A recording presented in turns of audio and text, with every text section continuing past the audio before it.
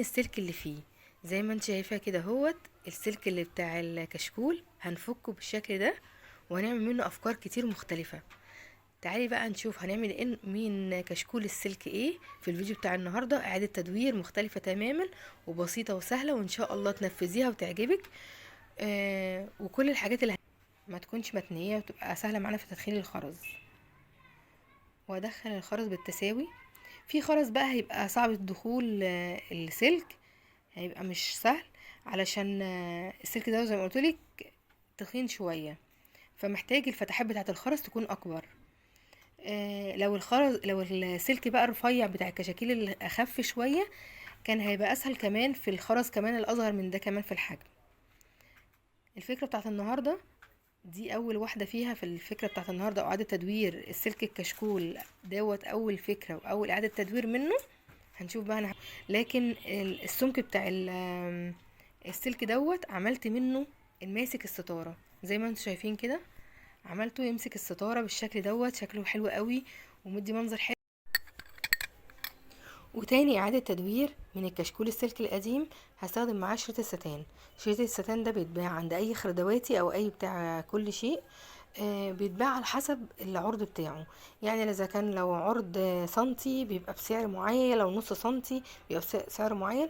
فتختاري المتر اللي انت يعني لو عايزه مترين متر اي حاجه تستخدميه على حسب استخدامك. بس انا جايبه بكر عشان بستخدمه كتير في حاجات كتير عندي.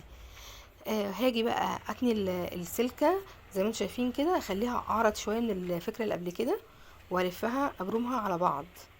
بصوا ادخل التانية في التانية، يعني ابرمها كده عشان تبقى اعرض شويه من اللي قبل كده اهي، وافردها واشدها كده آه عشان تبقى امتن واعرض. واجي الف عليها بقى شريط الستان الزقه فيها. عندك بقى مسدس شمع تلزقي بيه، عندك شمعة ممكن تسيحيها وتلزقي بيها. مسدس الشمع اللي كنت بستخدمه للأسف ضرب وباظ. فعقبال بقى ما اشوف يعني مسدس شمع واصلحه، فاستخدمت الشمعة. ما توقفيش نفسك، اللي عندك استخدميه. زي ما انتوا شايفين كده خلاص لزقت. وهنا بقى ابتديت اعمل فيونكة او وردة احطها عليه السلك اللي عملته بالشريط الستان. زي ما انت شايفه كده عملت اسود، فقلت اسود على اسود حسيته اللي مش لذيذ او مش هيبقى باين قوي. فقلت طب خليه لون تاني، اكسر اللون الاسود بلون تاني مختلف. فجبت لون البيج اللي بيلمع ده، شريط ستان برضو، والخرزايه ديت، وقلت احطها بالمنظر ده. ديت بقى هتستخدم كايه كسلتات على الشعر، او نحطها نلفها على ديل حصان، هو متماسك فهيجي معاكي اللفه اللي انت عايزاها. لو سلتت بقى ممكن نزود كمان الورد اللي فيها من قدام وتتحط كتاج كده على الراس من قدام، هتدي منظر حلو قوي. وزي ما انت شفتي احنا لفينا عليها شريط الستان، فهتبقى طريه ولذيذه على الراس. وممكن توسعي تضيقي على حسب ما انت عايزه تتحط كمنظر كده، تبقى تدي شكل حلو. وإعادة تدوير بسيطه عملتيها بايديكي. نيجي بقى لتالت اعادة تدوير من السلك الكشكول القديم. زي ما انت شايفة كده برضو بفرده. بفرد التانيات اللي فيه، وباجي عند اخر حتة عشان ما تعورش زي كل مرة، واروح تانياها كده، واجي على الناحية التانية واروح تانية برضو الجزء ده، عشان ما يبقى فيش اي الجزء دوت ما يعورش في الاستخدام. واجي بعد كده اهوت بقى اتني بعد ما افرده فردة حلوة كده عشان ما يبقاش فيه تانيات زي ما قلت. هاجي بقى اتني الجزئين كده على بعض، والفهم على بعض عشان يكون الحجم متماسك واكتر ايه في الاستخدام يبقى متين زي ما عملت الفكرة التانية. فانا هبرم برضو الجزئين على بعض زي ما انت شايفة كده. هاجي من فوق ومن تحت ابرمهم على بعض بالشكل ده. هو بسيطة وسهلة سلك. وانت دوت بقى على حسب ما انت عايزة تعملي تشكلي الشكل اللي انت عايزاه. انا هعمل حروف منه زي ما انت شايفة كده. اول حرف هعمله هو حرف الان، وتعالوا بقى نشوف انا هزينه ازاي. طبعا على فكرة بسهولة هتقدري ايه تتني الحرف زي ما انت عايزة وتعمليه الحرف الشكل اللي انت حباه. وهنا بقى قلت ازينه بورق الشجر ده او فرع الزينة الشجر ده. آه ولفيته عليه بالشكل ده وبس كده. وممكن نعلقه على الحيطة، ممكن نحطه على الترابيزة. وهنلزقه من على الطرفين بالشمع عشان يبقى ثابت. وخلاص كده دوت اول حرف عملته بالشكل ده. ودوت كانت الفكرة رقم 3 في الفيديو.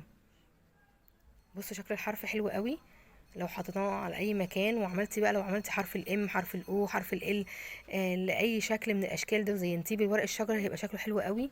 على حسب الاسامي اللي عندك، ان ولادك اخواتك تعملي الشكل دوت، وممكن تديهوله هديه هيفرحوا بيها قوي ويعلقوها في اوضتهم، هتبقى لذيذه قوي لو هديتيها بيها لحد.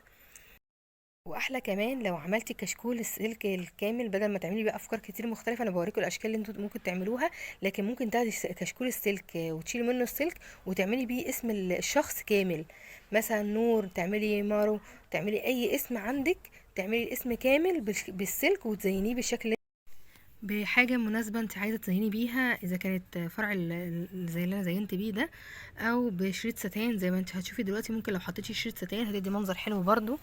وشريط الستان ده زينته بيه قبل كده.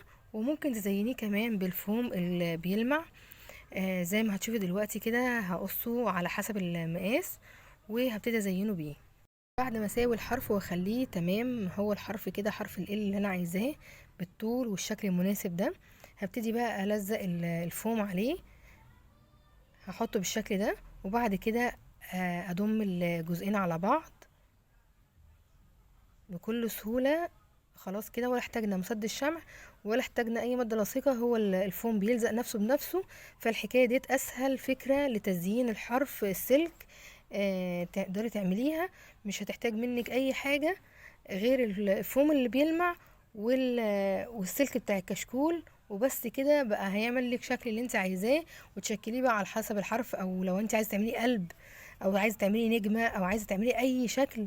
وممكن تعملي هلال بتاع رمضان، وممكن تعملي منه فانوس رمضان، وممكن تعملي منه اشكال مختلفه، اي شكل انت تحبيه. فممكن تقدري تعمليه. ممكن تعملي كذا قلب كده نازل تحت بعض، الاصغر في الاكبر على حسب ما انت عايزه. زي ما انتم شايفين كده، بتضمي الاتنين على بعض وتلزقيهم بالشكل دوت بكل سهوله، ولا احتاجنا مسدس شمع ولا احتاجنا اي ماده لصيقه.